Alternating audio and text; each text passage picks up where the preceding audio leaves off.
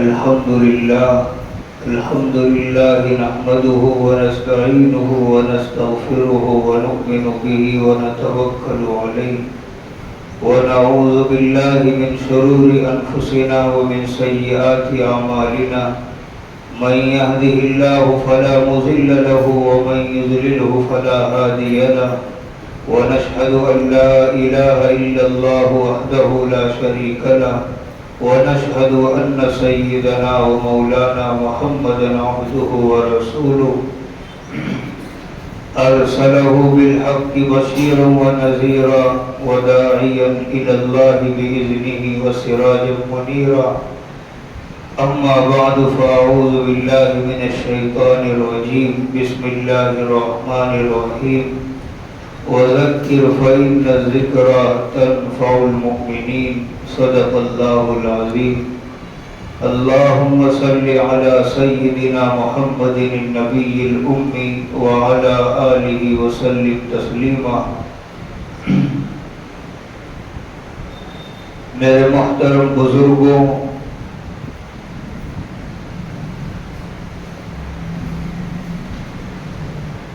قیامت کے روز ہر انسان کے 8 گواہ پیش کیے جائیں گے اور 8 کے 8 گواہ بڑی ہی اہمیت کے حامل ہیں۔ چنانچہ سب سے پہلا المکان، یعنی وہ زمین جہاں بندوں نے گناہ کیا ہوگا، زمین کا وہ ٹکڑا قیامت کے دن اس بندے کے خلاف گواہی دے گا۔ یومئذ تحدث اخبارها بأن ربك اوحى لها۔ قیامت کے دن اللہ تعالی زمین کو آرڈر جاری کریں گے اور وہ زمین خبریں پھیلانا اور نشر کرنا شروع کر دے گی۔ آج اس بات کا سمجھنا بہت آسان ہے کہ زمین کس طرح بندوں کے اعمال کو محفوظ کرتی ہے، کس طرح ان کے کرتوتوں کو اپنے اندر محفوظ کرتی ہے۔ آج اس چیز کا سمجھنا آسان ہے۔ تو اللہ تعالی کی زمین اور اس کا ذرہ ذرہ کسی CCTV کیمرے سے کم نہیں ہے۔ آج دنیا میں انسان کسی دکان پر کیمرہ لگا ہو تو وہاں خیانت کرنے سے بچتا ہے، کسی فیکٹری میں کیمرہ لگا ہو تو وہاں خیانت کرنے سے بچتا ہے، لیکن اللہ تعالی کی یہ زمین اور اس کا ہر ذرہ یہ اس سے ہائی کوالٹی کا کیمرہ ہے، لیکن انسان کا ذہن اس طرف جاتا نہیں ہے۔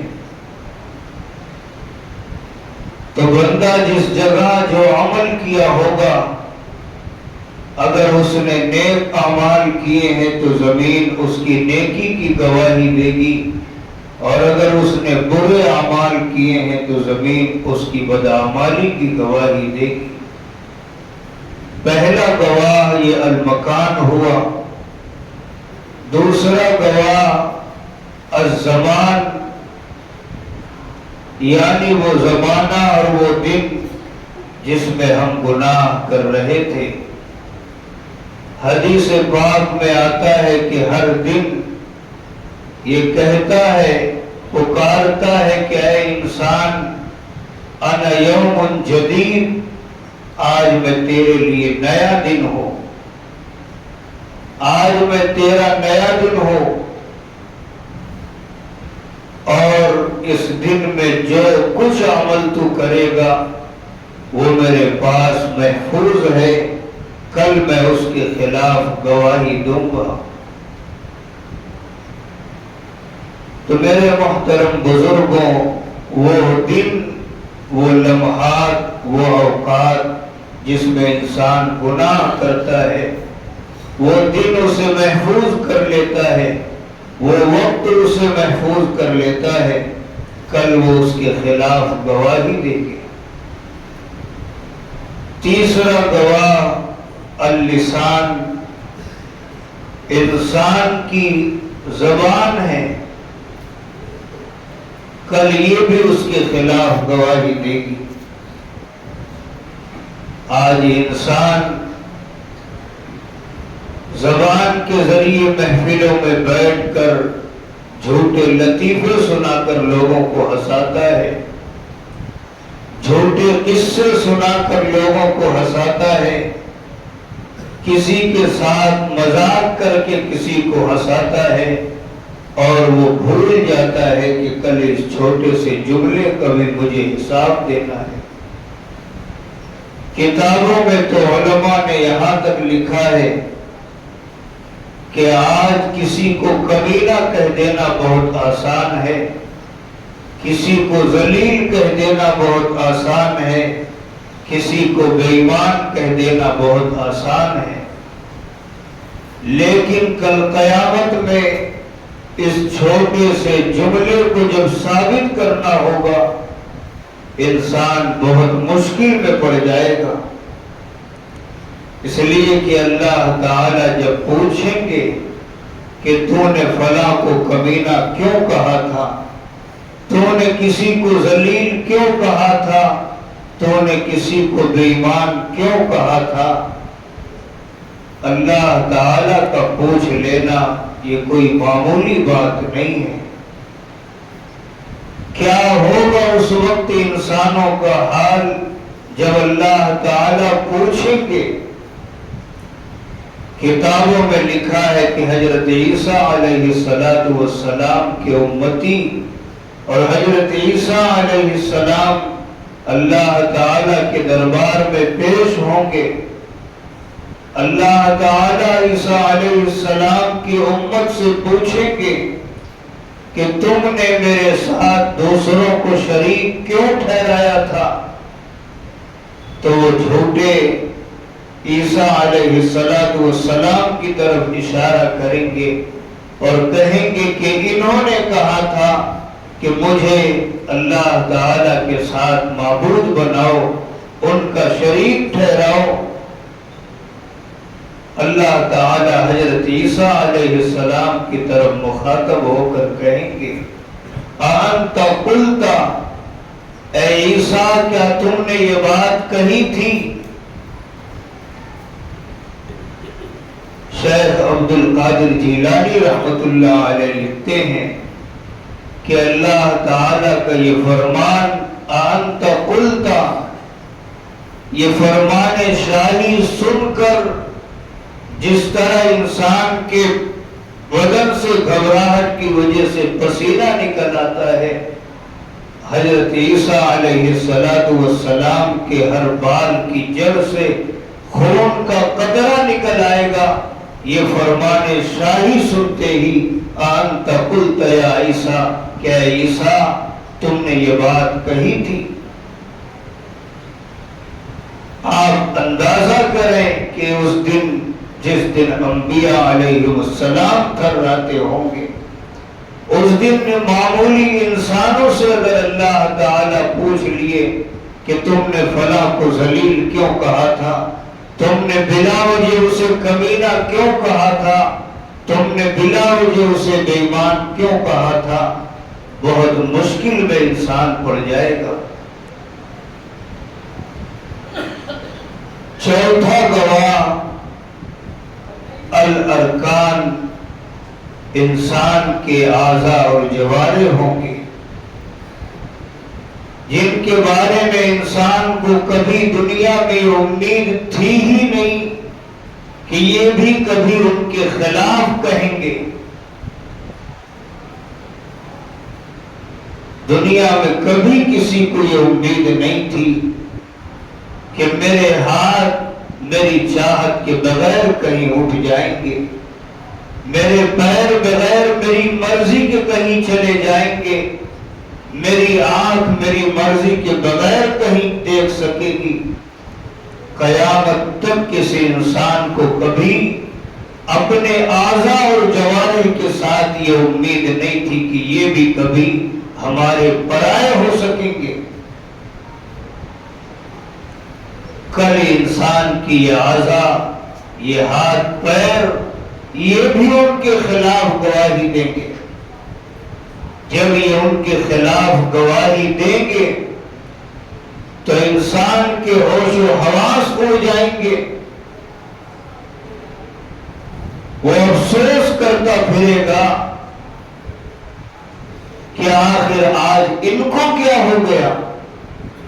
لما شہدتم علینا، اپنے اعضاء اور جوارح کی طرف مخاطب ہو کر کہے گا کہ تم کو کیا ہوا ہے کہ آج تم بھی میرے پرائے بن گئے، تم پر کیا مصیبت آ پڑی۔ مجھے دنیا میں تم سے کبھی یہ امید نہیں تھی کہ تم بھی میرے خلاف گواہی دو گے۔ میں تو تمہاری ہی عیش و عشرت کی خاطر یہ سب کیا تھا، میں تمہاری ہی لذتوں کی خاطر یہ کیا تھا، میں تمہارے ہی آرام کی خاطر یہ کیا تھا۔ لما شہدتم علینا، آج تم کو بھی کیا ہوا کہ میرے خلاف اٹھ کھڑے ہو۔ قالوا انطقنا اللہ الذی انطق کل شیء، وہ کہیں گے جس پروردگار نے دنیا میں آپ کو گویائی دی تھی، جس نے دنیا میں تمہیں بولنے کی صلاحیت دی تھی، آج اللہ کا حکم ہے ہم کو بھی کہ ہم بھی آج آپ کے متعلق گواہی دیں۔ اب آپ تصور کریں کہ انسان ہر گواہ کو جھٹلا سکتا ہے لیکن اپنے ہاتھ کو نہیں جھٹلا سکتا، اپنے پیر کی گواہی کو نہیں جھٹلا سکتا، اپنے آپ کی گواہی کو نہیں جھٹلا سکتا۔ تو اس دن انسان حیران و پریشان ہوگا کہ دنیا میں جن سے مجھے کبھی یہ امید نہیں تھی کہ یہ بھی میرے خلاف گواہی دیں گے، میری چاہت کے بغیر یہ کوئی کام کریں گے، آج ایسے حالات میں دوسرے تو پرائے بنے ہی، اپنے بھی آج اپنے سے منہ موڑ لیے۔ تو قیامت کے دن انسان کے اعضاء اور جوارح بھی، اس لیے ہم ان ہاتھ کو، اپنے ان اعضاء اور جوارح کو صرف اپنا نہ سمجھیں، یہ اللہ تعالیٰ کی اس دنیا میں خفیہ پولیس ہے جو ہماری ہر حرکت کو، ہر عمل کو نقل کر رہے ہیں، ہماری ہر حرکتوں کو نوٹ کر رہے ہیں۔ پانچواں گواہ الملکان، دو فرشتے ہیں۔ وَإِنَّ عَلَيْكُمْ لَحَافِظِينَ كِرَامًا كَاتِبِينَ يَعْلَمُونَ مَا تَفْعَلُونَ۔ اللہ تعالیٰ نے دو فرشتے مقرر کر رکھے ہیں ہر انسان پر، جو اس کی نیکیاں بھی لکھ رہے ہیں، اس کی برائیاں بھی لکھ رہے ہیں۔ کوئی عمل ایسا نہیں ہے کہ جو ان سے چھوٹ جائے، ہر ایک کو وہ نوٹ کر رہے ہیں۔ کل وہ فرشتے بھی گواہی دینے کے لیے کھڑے ہوں گے۔ چھٹا گواہ الدیوان، وہ نامہ اعمال، وہ دفتر ہوگا جس میں وہ فرشتے لکھ رہے ہیں، وہ دفتر پیش کیا جائے گا۔ جب انسان اپنے اس نامہ اعمال کو دیکھے گا، اپنے اس دفتر کو دیکھے گا، کہے گا یا ویلتنا ما لہذا الکتاب، کہ یار میں نے جو بات مذاق میں بھی کہی تھی وہ بھی آج اس میں نوٹ ہے، جس کو ہم دنیا میں کبھی تصور بھی نہیں کر سکتے تھے کہ یہ بھی کوئی لکھی جانے والی اور محفوظ کی جانے والی بات ہے، جو ہم کر کے بھول گئے وہ بھی آج اس میں موجود ہے. لا یغادر صغیرۃ ولا کبیرۃ الا احصاها. کوئی گناہ، میرا کوئی عمل، چاہے وہ چھوٹا ہو بڑا ہو، ہر ایک اس میں محفوظ ہے. اللہ تعالیٰ فرمائیں گے وَوَجَدُوا مَا عَمِلُوا حَاضِرًا. تم جو کچھ کیے ہو وہ اس میں تم کو موجود ملے گا. وَلَا يَظْلِمُ رَبُّكَ أَحَدًا. آپ کا رب کسی پر ظلم نہیں کرتا کہ اس میں کچھ بڑھا کر لکھا ہو. جو جو تم نے کیا ہے وہی اس میں محفوظ ہوگا. اللہ تعالیٰ کسی پر ظلم نہیں کرتے. تو انسان اس دن تصور بھی نہیں کر سکے گا کہ میں جو اعمال کر کے بھول گیا وہ بھی اس میں نوٹ ہے. چنانچہ جب فرشتے اسے جہنم میں لے جانے لگیں گے تو بیچارے وہ فرشتے بھی حیرت سے اس انسانوں سے پوچھیں گے کیا اے بھائی، کیا دنیا میں تمہیں کوئی سمجھانے والا نہیں آیا تھا؟ کوئی تمہیں ڈرانے والا نہیں آیا تھا اس جہنم سے اور اس کے عذاب سے اور اس کی سزاؤں سے؟ کوئی دھمکانے والا تمہیں نہیں آیا تھا؟ ہم کو تو ایسا لگ رہا ہے کہ آج جو تم جہنم کے حوالے کیے جا رہے ہو، تمہارے پاس کوئی ڈرانے والا، کوئی سمجھانے والا، کوئی خوف اور عذاب کی باتیں بتانے والا تمہارے درمیان نہیں آیا تھا. وَقَالُوا لَوْ كُنَّا نَسْمَعُ أَوْ نَعْقِلُ. کہیں گے ہمارے پاس ڈرانے والے آئے تھے، ہمیں سمجھانے والے بے انتہا آئے تھے، لیکن ہم بڑے ہوشیار تھے. ان سمجھانے والوں کا، ان واعظ و نصیحت کرنے والوں کا ہم کو ٹائم ٹیبل سب کچھ پتا تھا. ہمیں پتا تھا کہ مسجدوں میں کس وقت سے خطیب واعظ و نصیحت کرنا شروع کرتا تھا اور کس وقت ختم ہوتا تھا. ہم ہوشیار تھے. جب ان کے خاتمے کا وقت ہوتا تھا تب ہم اپنے گھروں سے نکلا کرتے تھے. وَقَالُوا لَوْ كُنَّا نَسْمَعُ أَوْ نَعْقِلُ. کاش ہم ان کی باتوں کو سنے ہوتے اور ان کی باتوں کا ایک رتی برابر بھی ہماری سمجھ میں، ہماری عقل میں بات گھس گئی ہوتی. لَوْ كُنَّا مَا كُنَّا فِي أَصْحَابِ السَّعِيرِ. آج ہم جہنم والے میں سے نہیں ہوتے. ہم بڑے ہوشیار تھے، ہم کو ہر چیز کا وقت پتا تھا، ہم اپنے ٹائم ٹیبل سے جایا کرتے تھے. وَقَالُوا لَوْ كُنَّا نَسْمَعُ أَوْ نَعْقِلُ مَا كُنَّا فِي أَصْحَابِ السَّعِيرِ. آج سمجھ میں آ رہا ہے کاش ان کی سن لیے ہوتے. ان کی باتوں کا ایک رتی بھی اگر ہماری سمجھ میں آ گیا ہوتا آج ہم جہنم والے نہیں ہوتے. تو اس دن انسان کو پتہ چل جائے گا کہ واعظ و نصیحت کی مجلسیں کس کام کی ہوا کرتی تھی.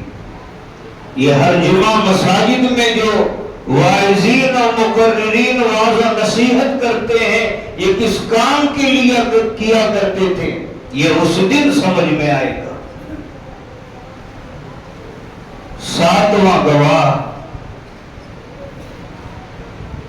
نبی الجن والانس، اللہ تعالی کے محبوب ہمارے اور آپ کے آقا جناب محمد رسول اللہ صلی اللہ علیہ وسلم ہوں گے.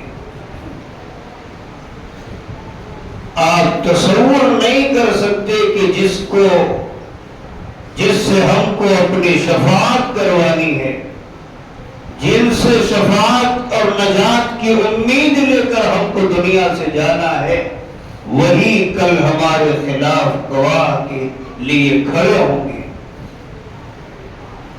حدیث پاک میں آتا ہے ان کا امتی جو کچھ اس دنیا میں روزانہ کر رہا ہے وہ سب کے سب روزانہ فرشتے اللہ کے نبی کے دربار میں لے جا کر پیش کیا کرتے ہیں۔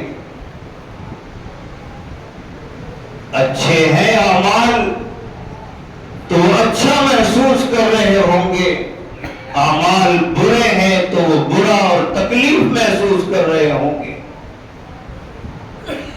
ہم کو سوچنا چاہیے کہ کل جن سے ہم کو شفاعت کروانی ہے، کل جن کے ہاتھ ہمیں جام کوثر پینے کے لیے نجات کی امید لگائے بیٹھے ہیں، وہی ہمارے خلاف گواہی میں کھڑے ہوں گے۔ اور اگر مزید داڑھیاں تراشنے والے اور ان کی سنتوں کے خلاف لباس اختیار کرنے والے، ان کی سنتوں کے خلاف حیرت بنا کر ٹہلنے والے ان کے سامنے کھڑے ہوں گے تو پھر کیا ہوگا؟ حدیث پاک میں آتا ہے کہ اللہ کے نبی صلی اللہ علیہ وسلم جب حیات تھے، ایک بار کا واقعہ ہے کہ ایک داڑھی منڈا داڑھی تراشے ہوئے اللہ کے نبی صلی اللہ علیہ وسلم کی خدمت میں حاضر ہوا۔ آپ نے اپنا چہرہ پھیر لیا۔ جب دنیا میں آپ چہرہ پھیر سکتے ہیں، قیامت کے دن کوئی امید نہ لگائے کہ وہ ہماری شفاعت کریں گے۔ ایک شاعر گزرا ہے جس کا نام تھا مرزا بیدل، بڑا شاعر تھا۔ اس نے اللہ کے نبی صلی اللہ علیہ وسلم کی محبت میں، عقیدت میں بہت ہی عمدہ شعر کہے۔ ایران کے ایک بندے کو ان کا وہ شعر پسند آ گیا تو اس نے سوچا کہ اس بندے سے ملنا چاہیے کہ جس نے اپنے الفاظ میں، اپنے اشعار میں اللہ کے رسول کی محبت کا کلام پیش کیا۔ واقعی وہ بندہ کوئی معمولی انسان نہیں ہوگا۔ چنانچہ وہ اس کی ملاقات کے لیے سفر کر کے روانہ ہوا۔ جب وہ اس جگہ پہنچا تو دیکھا کہ وہ بیٹھ کر اپنی داڑھیاں تراش رہا ہے، اپنی داڑھیاں چھلوا رہا ہے۔ اس کے تو ہوش و حواس اڑ گئے اور اس نے ایک سرد آہ بھری کہ یہ وہی بندہ ہے جس نے اللہ کے نبی کی محبت میں اتنے بہترین اشعار کہے ہیں اور یہ بیٹھا داڑھی تراش رہا ہے۔ اس نے کہا کہ آقا، میریش تراشی کہ داڑھی تراش رہے ہو؟ تو اس نے کہا کہ میں اپنی داڑھی ہی تو تراش رہا ہوں، اپنی داڑھی ہی تو چھلوا رہا ہوں، کسی کا دل تو نہیں تراش رہا، کسی کا دل تو نہیں چھیل رہا۔ آنے والے نے کہا بلے کیوں نہیں؟ تو کسی معمولی انسان کا دل نہیں دکھا رہا ہے، کسی معمولی انسان کا دل نہیں تراش رہا ہے، تو جناب رسول اللہ صلی اللہ علیہ وسلم کے دل پر خلاص لگا رہا ہے، تو ان کے دل کو دکھ پہنچا رہا ہے، کسی معمولی انسان کا دل نہیں دکھا رہا۔ اب آپ تصور کریں کہ جو اعمال بد جس انسان کے اللہ کے نبی صلی اللہ علیہ وسلم کے دربار میں پیش کیے جاتے ہوں گے تو کیا ان کے دلوں پر گزرتی ہوگی، وہ ہم آپ نہیں تصور کر سکتے۔ ہر انسان کو اپنی محنت کا صلہ، اپنی محنت کے برابر جو الٹا ملتا ہے تو اس انسان کی تکلیف، اس کا درد سوا ہوا کرتا ہے۔ آپ یہ تصور کریں گے، یہی سوچیں گے کہ یہی ہے میرے وہ امتی جن کی خاطر میں نے اپنی زندگی کے ایک دن نہیں، اپنی زندگی کا ایک سال نہیں، اپنی زندگی کا پورا عرصہ اسی امت کی خاطر آنسو بہایا ہے۔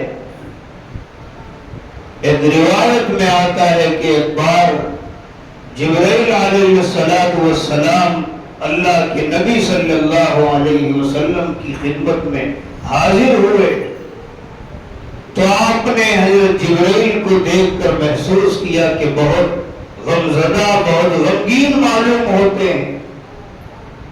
تو آپ نے پوچھا کہ جبرائیل کیا بات ہے، بہت شرمندہ معلوم ہوتے ہو، تمہارے چہرے پر غم کے آثار نظر آ رہے ہیں۔ فرمایا یا رسول اللہ، میں اللہ تعالیٰ کے حکم سے آج جہنم کا نظارہ کر کے آ رہا ہوں۔ تو فرمایا نبی علیہ السلام نے کہ جبرائیل بتاؤ تم جہنم کو کیسا پائے؟ فرمایا اے اللہ کے نبی، اللہ تعالیٰ نے جہنم میں 7 درجے بنا رکھے ہیں اور ہر درجے میں جانے والے الگ الگ لوگ ہیں، ہر درجہ الگ قسم کے لوگوں کے لیے بنایا گیا ہے۔ فرمایا سب سے نیچے والے درجے میں ان المنافقین فی الدرک الاسفل من النار، سب سے نیچے والے درجے میں اللہ تعالی منافقین کو رکھیں گے۔ اس سے اوپر والے 6 درجے میں اللہ تعالی مشرکین کو رکھیں گے۔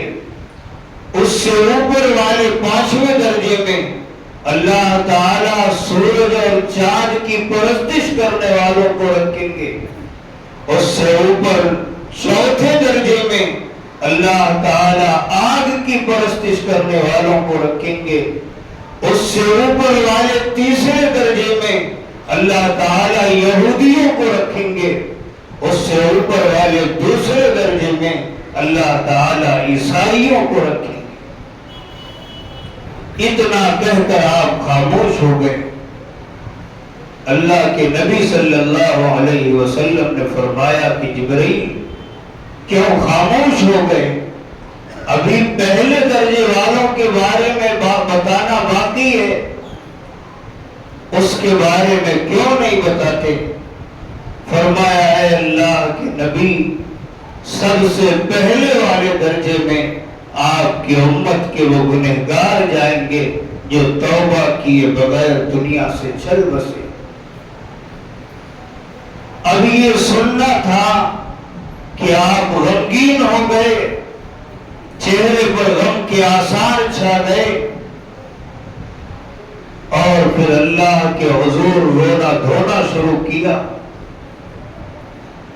کتابوں میں لکھا ہے کہ اس وقت 3 دن ایسے گزرے کہ آپ مسجد میں نماز کے لیے تشریف لاتے ہیں، چہرے پر غم کے آثار ہیں، کسی سے کلام نہیں کرتے، کسی سے بات نہیں کرتے، نماز کے بعد سیدھا اپنے حجرے میں جاتے ہیں، گھر بھی تشریف نہیں لے جاتے اور حجرے میں جا کر دروازہ بند کر لیتے ہیں، اور پھر اللہ تعالی کے دربار میں آہوزاری کر رہے ہیں۔ 2 دن گزر گئے، یہی صورتحال ہے۔ 3را دن جب ہوا، صدیق اکبر رضی اللہ تعالی عنہ سے رہا نہیں گیا، فوراً دروازے پر دستک دی اور کہا السلام علیکم لبیک، اے اللہ کے رسول میں حاضر ہوں۔ اندر سے کوئی بھی جواب نہیں آیا۔ حضرت صدیق اکبر رضی اللہ تعالی عنہ واپس ہوئے اور روتے ہوئے عمر بن خطاب رضی اللہ عنہ کے پاس آئے اور کہا کہ اے عمر، میرے سلام کا تو کوئی جواب نہیں ملا، آپ جائیں، ہو سکتا ہے کہ آپ کے سلام کا جواب مل جائے۔ حضرت عمر بھی گئے، 3 بار سلام کیا، 1 بار بھی سلام کا جواب نہیں ملا۔ وہ بھی مایوس ہو کر واپس آنے لگے۔ راستے میں حضرت سلمان فارسی رضی اللہ عنہ ملے، حضرت عمر نے فرمایا اے سلمان، اللہ کے نبی صلی اللہ علیہ وسلم اپنی زندگی میں تمہارے بارے میں فرمایا کرتے تھے کہ سلمان تو میرے اہل بیت میں سے ہے، لہذا اے سلمان تم جاؤ، ہو سکتا ہے کہ تمہارے سلام پر اور تمہارے دستک دینے پر دروازہ کھل جائے۔ حضرت سلمان فارسی بھی گئے، ان پر بھی دروازہ نہیں کھلا، وہ بھی واپس آئے، راستے میں حضرت علی رضی اللہ عنہ ملے، ان سے کہا گیا کہ آپ جائیں، ہو سکتا ہے کہ آپ کے کہنے پر دروازہ کھول دیا جائے۔ حضرت علی نے دیکھا کہ باری باری اتنے لوگ جا کر آ گئے، کسی کے سلام کا جواب نہیں ملا، کیوں نہ میں دوسری تدبیر لگاؤں؟ چنانچہ وہ واپس اپنے گھر پر گئے اور جا کر حضرت فاطمہ سے فرمایا کہ اے فاطمہ، 3 دن ہو گئے اللہ کے نبی صلی اللہ علیہ وسلم پر عجیب کیفیت طاری ہے، آپ حجرے سے مسجد میں تک نماز کے لیے تشریف لاتے ہیں، چہرے پر غم کے آثار ہیں، کسی سے کلام بھی نہیں کرتے اور سیدھا اپنے حجرے میں واپس تشریف لاتے ہیں، گھر بھی 3 دن سے تشریف نہیں لے جا رہے۔ حضرت فاطمہ رضی اللہ تعالی عنہا آئی اور انہوں نے بھی آ کر سلام کیا۔ جب انہوں نے سلام کیا، اللہ کے نبی صلی اللہ علیہ وسلم نے دروازہ کھولا اور اپنی بیٹی کو اندر بلایا، اور پھر حضرت فاطمہ نے سوال کیا کہ یا نبی اللہ، یہ 3 دن ہو گئے، آپ پر کیا کیفیت طاری ہے کہ آپ کسی سے کلام نہیں کر رہے، آپ گھر نہیں جا رہے، کیا ماجرا ہے؟ آپ نے بتایا وہ سب کچھ کہ اے فاطمہ، میرے پاس حضرت جبریل آئے تھے اور انہوں نے ایسا ایسا بتایا، اور اس کے بعد آپ پھر سجدے میں گئے اور رونا شروع کیا، یہاں تک کہ اللہ رب العزت کے دربار سے یہ اعلان آیا وَلَسَوْفَ يُعْطِيكَ رَبُّكَ فَتَرْضَىٰ، اے نبی آپ کو اتنا دیا جائے گا کہ آپ راضی ہو جائیں گے۔ اے فاطمہ، اللہ نے مجھ سے وعدہ فرمایا ہے کہ میں قیامت کے دن وہ مجھ کو راضی کرے گا، اور میں اس وقت تک راضی نہیں ہوں گا جب تک میرا آخری امتی بھی جنت میں نہیں چلا جائے گا۔ تو جس نبی نے اپنی زندگی اپنی امت کی خاطر آنسو بہائے، جب اسی امت کے اعمال اس کے دربار میں برے پیش کیے جائیں گے تو ان کی تکلیف اور درد کا حال سوا ہوگا۔ اسی لیے اللہ والے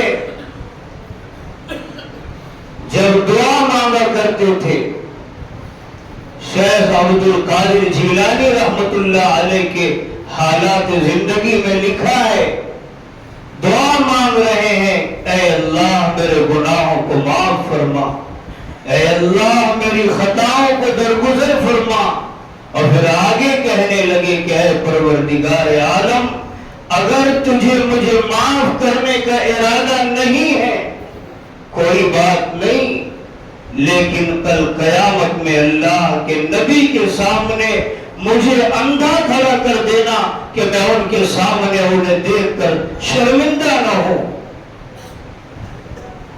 علامہ اقبال بھی بڑے درد سے کہہ گئے، تو غنی از ہر دو عالم من فقیر، روز حشر عذر ہائے من پذیر، گر تو بینی حسابم ناگزیر، از نگاہ مصطفیٰ پنہا بغیر۔ اے پروردگار، میں فقیر ہوں، آپ غنی ہیں، قیامت کے دن میرے عذر و معذرت کو قبول کر لینا، پروردگار اگر تیرا ارادہ ہے کہ مجھ سے حساب لینا ہی ہے، کوئی بات نہیں، بس نگاہ مصطفیٰ سے اوجھل ہو کر میرا حساب لینا کہ مجھے شرمندہ نہ ہونا پڑے۔ تو جو ان کا درد سمجھا کرتے ہیں دنیا میں، وہ انہیں تکلیف دینے کا کام دنیا میں بھی نہیں کرتے، آخرت میں بھی تکلیف نہ دینے کی تمنا اور دعائیں کرتے۔ ساتواں گواہ اللہ کے نبی صلی اللہ علیہ وسلم ہوں گے، آٹھواں گواہ اللہ رب العزت ہوں گے۔ وَلَا تَعْمَلُونَ مِنْ عَمَلٍ إِلَّا كُنَّا عَلَيْكُمْ شُهُودًا۔ قرآن کریم میں خود اللہ تعالیٰ فرما رہے ہیں جو عمل تم کر رہے ہو وہ سب میں میرے پاس نوٹ ہے، میں اس کے خلاف میں خود بھی گواہ رہوں گا۔ اب آپ تصور کریں، جس پروردگار سے ہم کو معافی مانگنی ہے، جو معاف کرنے والا ہے، جو درگزر کرنے والا ہے، وہی جب ہمارے خلاف گواہ ہوگا تو بچنے کی کوئی صورتحال نہیں ہے۔ اس لیے ہمارے پاس اب دو راستے ہیں۔ ایک راستہ تو یہ ہے کہ اپنی خواہشات کے مطابق زندگی گزاریں، اپنی خواہشات، اپنی مرضیات پر چل کر زندگی گزاریں، تو اس زندگی کے بعد جو سزا ملے گی ہمارے وہم و گمان سے بھی کہیں آگے ہوگی۔ دوسرا راستہ ہے کہ ہم زندگی کے ان چند لمحات کو اللہ تعالیٰ کی اطاعت و فرما برداری میں نیکی کے ساتھ، تقوی طہارت کے ساتھ گزار کر چلے جائیں کہ وہاں اللہ کے مقبول بندوں میں ہمارا شمار ہو۔ اللہ تعالیٰ سے دعا کریں اللہ ہمیں کہنے سننے سے زیادہ عمل کی توفیق عطا فرمائے۔